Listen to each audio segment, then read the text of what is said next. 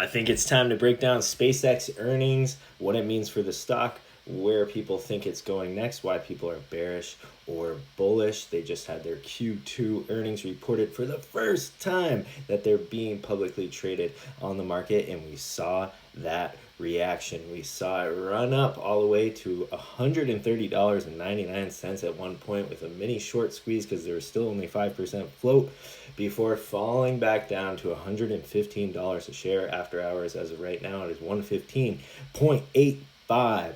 So what's gonna happen next, and what the hell was in that report? Let's break it down. The earnings themselves were actually strong. They did have a beat on revenue, reporting $7.8 billion, and there was $6.9 billion expected. Their year-over-year growth was 92%. Their loss per share was 0.09 cents compared to the estimate of 0.26 cents, so better than expected. Their net loss was $541 million. Of course, they are still unprofitable. Revenue for Starlink was approximately $4.29 billion. Wall Street expected 3.83, so that's a beat. Subscribers reached up to roughly 12 million, and subscribers have doubled year over year. Their AI revenue was also stronger than expected, coming in at $2.56 billion. Space and launch operations actually improved approximately $962 million in revenue compared to Wall Street's expected $835 million.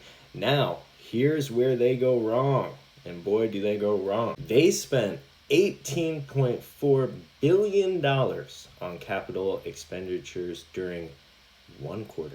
Mainly, this was CapEx for AI, which was approximately $15.8 billion. Starlink cost them $1.4 billion, and space operations was $1.2 billion. Wall Street expected a total quarterly spend of $14 billion, so this was a miss. They spent too much money. CapEx. They're a growth company. They're unprofitable, and they're spending a ton of money. It's a cash burn problem. It's also an evaluation problem. They went on at $135 a share with a 1.7 trillion valuation, if I remember that right. It's 1 point something trillion.